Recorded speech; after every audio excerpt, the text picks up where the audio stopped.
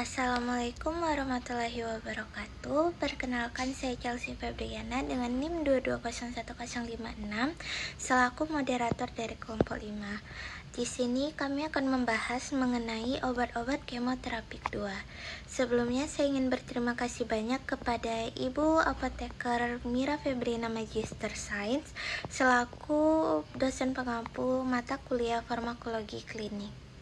Adapun anggota kelompok saya yang pertama yaitu Aida Nurina, yang kedua saya sendiri, yang ketiga Engracia Rajini, yang keempat Eni Antikayani, yang kelima Melisa Ramona, yang keenam Nur Faidah, yang ketujuh Nani Anggraini, dan yang terakhir Yulia Rizky Ramadhani. Adapun yang akan kami bahas, yang pertama yaitu pengerjaan kemoterapi, kemudian tujuan penggunaan kemoterapi, cara pemberian kemoterapi, mekanisme kerja kemoterapi, efek samping dan kontraindikasi kemoterapi, dan jenis-jenis obat kemoterapi. Yang pertama, pengerjaan kemoterapi. Kemoterapi terkadang hanya disebut kemo, yang berarti penggunaan obat untuk membunuh atau memperlambat pertumbuhan sel kanker. Disebut juga sitotoksik, yang berarti toksik bagi sel atau sito. Beberapa obat berasal dari bahan alami seperti tumbuhan, dan sebagian lainnya dibuat di laboratorium secara lengkap oleh manusia dan bantuan alat atau disebut juga sintesis. Selanjutnya, tujuan dari kemoterapi itu ada 5. Yang pertama, untuk mencapai remisi atau penyembuhan atau disebut juga kemoterapi kuratif. Yang kedua, untuk membantu perawatan lain, dapat diberikan sesudah ataupun sebelum perawatan lain seperti pembedahan atau terapi radiasi. Yang ketiga, untuk mengontrol kanker. Yang keempat, untuk meredakan gejala, dan yang terakhir untuk menghentikan kanker datang. Kemudian cara pemberian kemoterapi paling sering diberikan ke pembuluh darah atau intravena, namun terkadang diberikan dengan cara lain seperti tablet atau kemoterapi oral, krim yang dioleskan ke kulit, atau berupa suntikan ke berbagai bagian tubuh. Pilihannya tergantung pada jenis kemoterapi yang dirawat dan obat yang digunakan.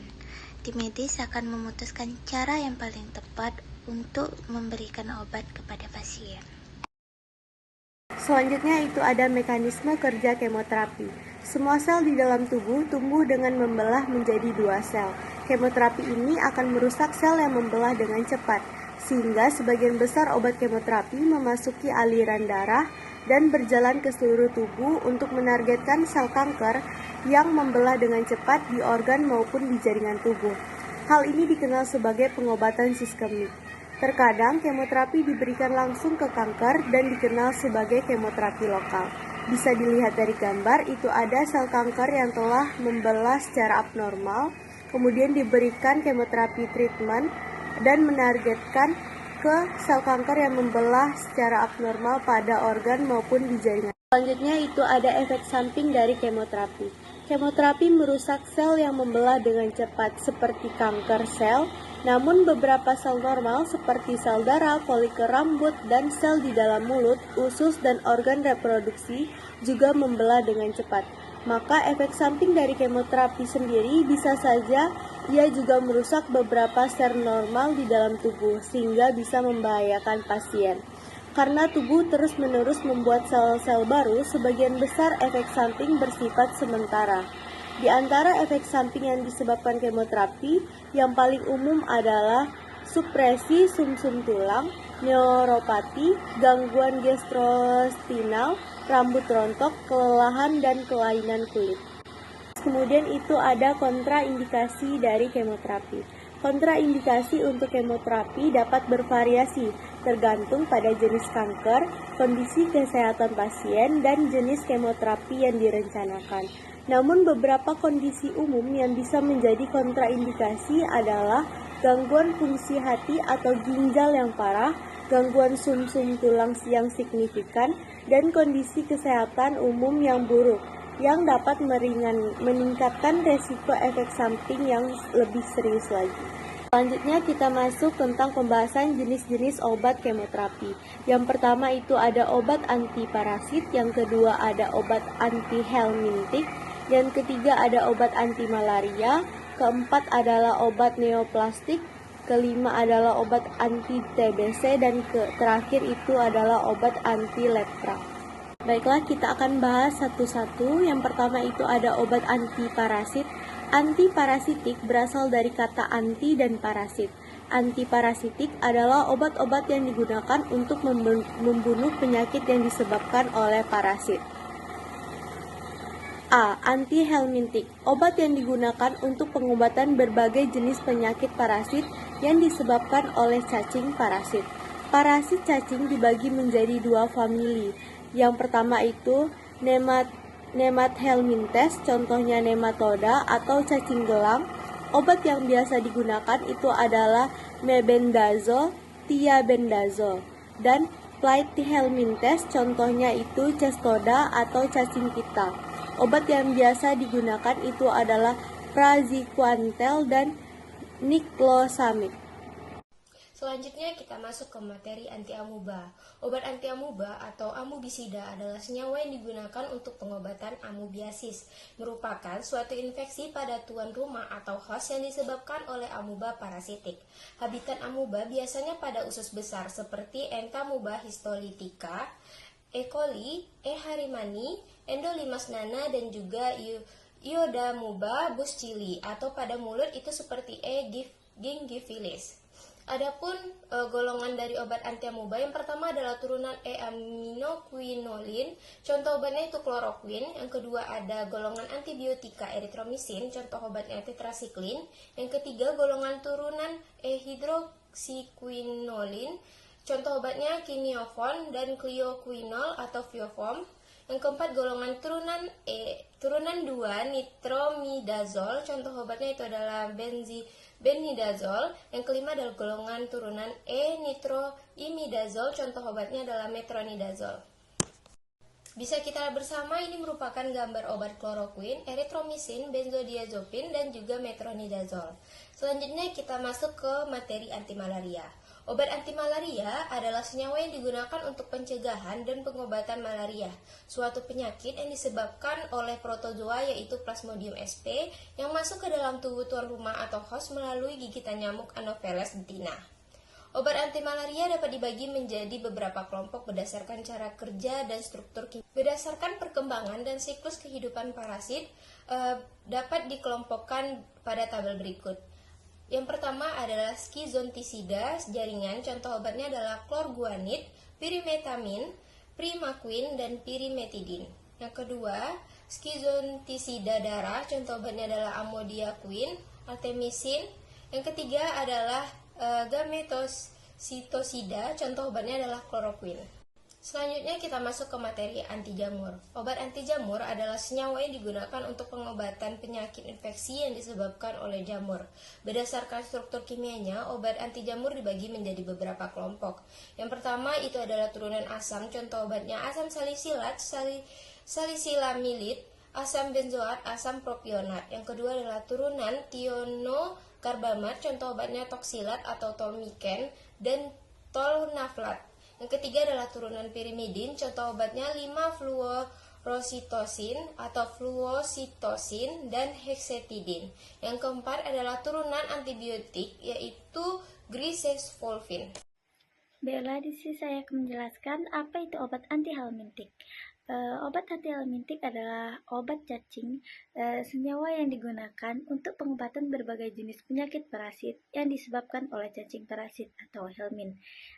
Obat-obat untuk pengobatan Platyhelminthes atau Cestoda dan Trematoda, parasit cacing pada manusia dan hewan diturunkan dari dua familia.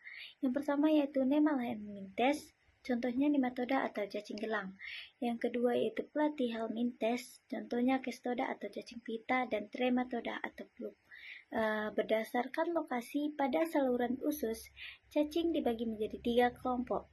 Yang pertama, cacing yang melekat pada dinding usus, contohnya Taenia solum. Taenia saginata, Trichurus trichiora, dan Trichinella spinalis. Yang kedua yaitu cacing yang melekat pada mukus. Contohnya Strongyloides stercoralis. Yang ketiga yaitu cacing yang tidak melekat pada saluran cerna. Contohnya itu Ascaris lumbricoides dan Enterobia vermicularis. Baik, selanjutnya obat-obat untuk pengobatan nematoda atau nemat helminthes. Yang pertama yaitu obat mebendazole. Mekanisme kerjanya yaitu berefek menghambat pemasukan glukosa ke dalam cacing secara irreversibel sehingga terjadi pengosongan glikogen dalam cacing, menyebabkan kerusakan struktur subseluler.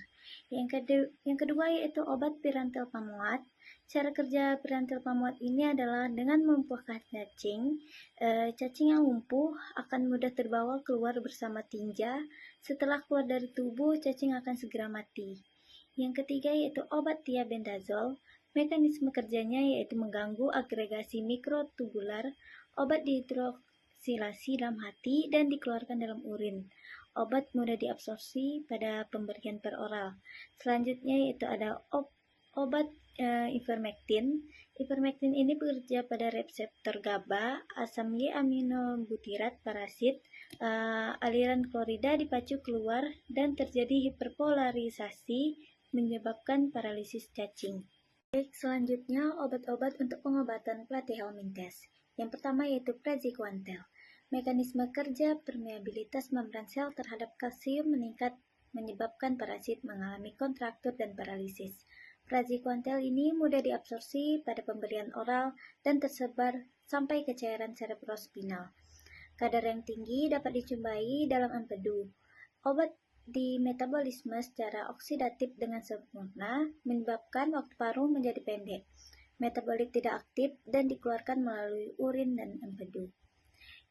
Kontraindikasi obat ini tidak boleh diberikan pada wanita hamil atau menyusui. Praziquantel ini tidak boleh diberikan untuk mengobati sisterkosis mata karena penghancuran organisme dalam mata dapat merusak mata. Efek sampingnya itu mengantuk, pusing, lesu, tidak mau makan, dan gangguan pencernaan. Yang kedua yaitu niclosamid. Khasiat obat dan mekanisme kerjanya membersihkan usus dari segmen-segmen cacing yang mati agar tidak terjadi digesti dan pelepasan telur yang dapat menjadi sistiserkosisi. Mekanisme kerjanya yaitu nitrogliserin menghambat fosforilasi anaerob mitokondria parasit terhadap ADP yang menghasilkan energi untuk pembentukan ATP. Obat membunuh Scolex dan segmen cestoda tetapi tidak telur-telurnya. Slide selanjutnya itu ada pengertian obat anti malaria. Obat anti malaria adalah senyawa yang digunakan untuk pencegahan dan pengobatan malaria, suatu penyakit yang disebabkan oleh protozoa yaitu Plasmodium sp yang masuk ke dalam tubuh-tubuhan rumah atau host melalui gigitan nyamuk atau Anopheles betina. Baiklah, selanjutnya itu ada obat-obat untuk pengobatan malaria. Yang pertama itu ada kloroquine. Mekanisme kerja obat ini diduga menghambat DNA dan RNA polimerase. Secara fisik terjadi interkolasi kloroquine dengan quinin rantai DNA. Parasit yang menginfeksi eritrosit akan segera mengambil dan mengakumulasikan obat tersebut dalam badannya. Efek samping obat ini yaitu sakit kepala ringan, gangguan pencernaan, gangguan penglihatan, dan juga gatal-gatal. Kontraindikasinya penggunaan kloroquine ini pada penyakit hepar. Penggunaan harus hati-hati pada gangguan gastrointestinal, gangguan darah, dan gangguan neurologik yang berat. Sebaiknya tidak digunakan bersama AU dan phenibutazon karena akan menyebabkan dermatitis.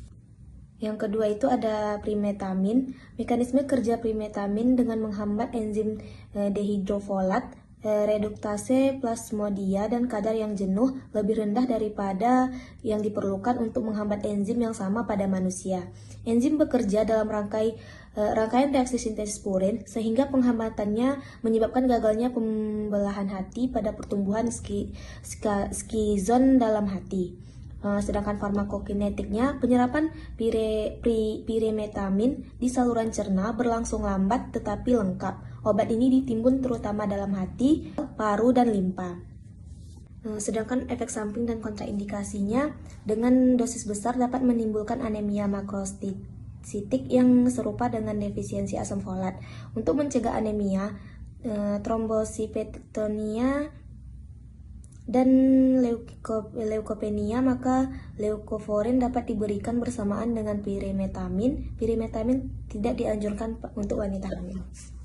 Selanjutnya ada primaquine. Farmakokinetiknya, pemberian per oral primaquine segera diabsorpsi, tetapi metabolismenya berlangsung cepat sehingga hanya sebagian kecil yang diekskresikan dalam bentuk utuh. Kadar puncak dalam plasma dicapai 1-2 jam, kemudian cepat menurun dengan waktu paruh 3-6 jam. Metabolisme oksidatif primaquine menghasilkan 3 metabolit turunan karboksil yang tidak berefek antimalaria, tetapi efek hemolitiknya lebih kuat. Efek sampingnya yang terberat dari primaquine ini adalah anemia hemolitik akut pada pasien yang mengalami defisiensi enzim GGPD. Primaquine dikontraindikasikan pada pasien dengan penyakit sistemik yang berat, cenderung mengalami granulositopenia. Selanjutnya ada quinin dan alkaloid singona. Farmakokinetik dari obat ini, kina dan turunannya diserap baik, terutama melalui usus halus.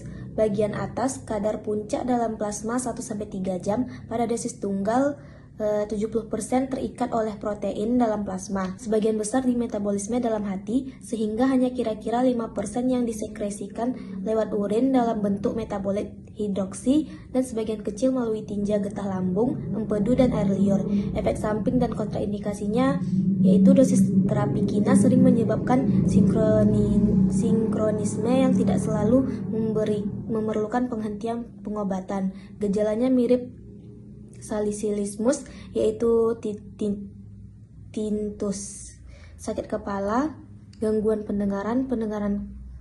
Nah, selanjutnya yang keempat yaitu obat anti tuberkulosis. Nah, untuk tuberkulosis sendiri merupakan penyakit menular yang disebabkan oleh Mycobacterium tuberculosis. Sebagian besar dinding kuman terdiri atas asam lemak atau lipid, kemudian peptidoglikan dan arabinomanan. Lipid inilah yang membuat kuman lebih tahan terhadap asam atau asam alkohol sehingga disebut bakteri tahan asam atau BTA. Nah, adapun obat-obat untuk pengobatan tuberkulosis yaitu ada INH atau isoniazid. Obat ini merupakan produk yang diaktifkan oleh katalase peroksida Mycobacterium bersifat tuberkulostatik. Mekanisme kerja INH menghambat biosintesis asam mikolat. INH juga mencegah perpanjangan rantai asam lemak yang sangat panjang, yang merupakan bentuk awal molekul asam mikolat. Absorpsi obat tergantung bersamaan dengan makanan, khususnya karbohidrat, atau dengan antasida yang mengandung aluminium. Efek samping yang paling sering terjadi seperti neuritis perifer diakibatkan oleh defisiensi piridoksin. Penanganannya diberikan piridoksin atau vitamin B6. Nah, selanjutnya yang kedua ada rifampisin, di mana mekanisme kerja rifampisin menghalangi transkripsi dengan berinteraksi dengan subunit B bakteri, menghambat sintesis mRNA dengan menekan langkah inisiasi. Obat ini bersifat bakterisidal. Efek samping yang sering terjadi seperti mual, muntah, ruam, namun dapat ditoleransi. Rifampisin dapat menginduksi sejumlah enzim sitokrom P450. Rifampisin dapat mendekatkan waktu paruh obat lain yang diberikan secara bersamaan. Nah, yang ketiga ada etambutol. Etambutol bersifat bakteriostatik. Mekanisme kerjanya menghambat sintesis metabolit sel sehingga metabolisme sel terhambat dan sel mati. Obat ini dapat diberikan kombinasi bersamaan pyrazinamid, rifampisin, dan isoniazid. Efek sampingnya turunnya kemampuan penglihatan, hilangnya kemampuan membedakan warna, dan halusinasi. Nah, untuk penghentian obat memulihkan gejala optik. Selanjutnya ada pyrazinamid. Pyrazinamid adalah agen antituberkulosis sintetik yang bersifat bakterisidal dan digunakan dalam kombinasi dengan isoniazid, rifampisin, dan etambutol. Pirazinamid aktif melawan basil tuberkel dalam lingkungan asam lisosom dan juga dalam makrofag. Yang terakhir yaitu ada streptomycin. Obat ini bersifat bakteriostatik dan bakterisid terhadap bakteri TB. Farmakokinetiknya, hampir semua streptomycin berada dalam plasma dan hanya sedikit yang berada dalam eritrosit. Efek samping streptomycin adalah ototoksik, nefrotoksik, dan anemia aplastik. Pembahasan selanjutnya mengenai obat antineoplastik. Antineoplastik adalah obat yang bertujuan untuk menghancurkan sel maligna. Tujuan kemoterapi, penyembuhan pasien untuk jangka panjang, masa sel kanker dikurangi dengan pembedahan atau radiasi, diikuti kemoterapi, imunoterapi, dan kombinasi. Nah, contoh yang pertama itu ada antimetabolit yaitu metotrexat, yang mana metotrexat ini mudah diabsorpsi pada dosis rendah dari GI, tetapi juga dapat diberikan IM, IV, dan IT, tidak melewati sawar darah otak, dan diberikan IT untuk menghancurkan neoplasma pada SPP distribusi, yaitu di epitel endothelium, hati, ginjal, serta kulit. Untuk efek samping yang terjadi itu ada stomatitis, ertema, ruam, mual, muntah, diare, dan hindari dengan pemberian levokorin, yang mana dosis minimal kerusakan ginjal, dosis tinggi, fibrosis hati jangka panjang, toksisitas paru, toksisitas neurogenik. Lalu yang kedua ada marcopotoprin, yang mana absorpsi PO tak teratur, distribusi seluruh tubuh kecuali SSP, metabolisme hati menjadi derivat 6-metilkatopurin atau asam tobrat allopurinol. Dosis 6 mP dikurangi untuk mencegah penumpukan obat dan ekskresabasi ekskresi ginjal. Nah, efek sampingnya itu yaitu mual, muntah, diare, hepatoksis, penekanan sumsum tulang. Selanjutnya itu antibiotik yaitu doxorubicin dan daunorubicin. Indikasinya doxorubicin ini di sarkoma dan korsomen termasuk ke kanker magma dan paru. Daunorubicin itu di ALL dan AML. Untuk farmakokinetik, IV dirusak di dalam KI, metabolisme hepar, ekspresi empedu dan merah pada urin. Efek samping kardiotoksik yang irreversible itu tergantung pada dosis substansi sumsum tuking sementara. Stomatitis, gangguan GI, alopecia hebat. Yang kedua itu ada belomisin, yang mana tumor testis dikombinasikan dengan fiblasin atau etoposit, respon hampir 100% jika ditambahkan ciplasatin. Tidak bersifat kuratif untuk karsinoma sel skosoma dan limfoma. Farmakokinetiknya pemberian SC, IM, IV, dan intrakavitas. Distribusi kadar tinggi dalam beberapa jaringan, tetapi rendah di paru dan tidak ada di kulit. Ekskresi melalui urin, penyesuaian dosis untuk gangguan ginjal. Yang selanjutnya itu ada alkylating agent, yang contohnya meclorolamin, yang mana indikasinya endogen dan tumor padat. Untuk farmakokinetiknya sangat tidak stabil, arutan harus dibuat cepat sebelum pemberian. Bersifat veksikan kuat, hanya diberikan IV. Menyebabkan kerusakan jaringan hebat jika terjadi ekstravasi karena reaktivitasnya sehingga sulit diekskresikan. Untuk efek sampingnya itu mual, muntah hebat, supresi sumsum tulang belakang. Yang kedua dari obat antineoplastik ada siklofosfamid dan ibosfamid. Indikasi dari obat ini dapat diuraikan dalam berbagai neoplasma, baik tunggal maupun kombinasi siklofosfamid. Dapat juga digunakan untuk penyakit non-neoplasma atau sindrom nefrotik RA. Efek samping dari obat ini yaitu alopecia, mual, muntah, dan diare, depresi sumsum tulang belakang, neurotoksisitas fosfamid dosis tinggi. Obat anti lepra yang pertama itu ada dapson diaminoxiphenylsulfone. Dapson ini umumnya dikenal sebagai obat antimikroba, namun ternyata juga memiliki efek antiinflamasi. Mekanisme kerja dapson adalah sebagai berikut. Yang pertama, dapson merupakan inhibitor kompetitif enzim dihidroxyurease sintase atau FOLP1 atau P2. Selanjutnya, enzim ini berperan dalam konversi pteridin dan para aminobenzoic acid atau PABA menjadi dihidroxyuretic acid. Dapson ini menghambat aktivitas enzim myeloperoksidase dan lisosomal dari neutrofil. Dapson juga diduga mampu mengganggu migrasi dari neutrofil. Dapson juga dapat berperan sebagai free radical scavenger. Selanjutnya, obat dari antilepra ini ada clofazimine, di mana obat ini memiliki khasiat leprostatik yang sama kuatnya dengan Dapson. Setelah pengobatan beberapa bulan, sebagian besar basil di dalam mukosa dan kulit dimusnahkan, kecuali di tempat-tempat yang sulit misalnya saraf dan otot-otot polos yang memerlukan waktu lebih lama. Sama dengan waktu yang diperlukan Dapson untuk mengeluarkan seluruh kuman mati dari jaringan. Selanjutnya ada obat rifampicin, di mana obat rifampicin ini adalah antibiotika oral yang mempunyai aktivitas bakterisida terhadap Mycobacterium tuberculosis dan Mycobacterium leprae, dan mekanisme kerja rifampicin dengan jalan menghambat kerja enzim DNA-dependent RNA polimerase yang mengakibatkan sintesa RNA mikroorganisme dihambat. Untuk rifampicin sebaiknya dikombinasikan dengan anti-tuberkulosis lain seperti INH atau ethambutol. Baiklah, sekian presentasi dari kelompok kami. Bagi teman-teman, apabila ada yang ingin bertanya, dapat mengirimkan pertanyaannya pada kolom komentar.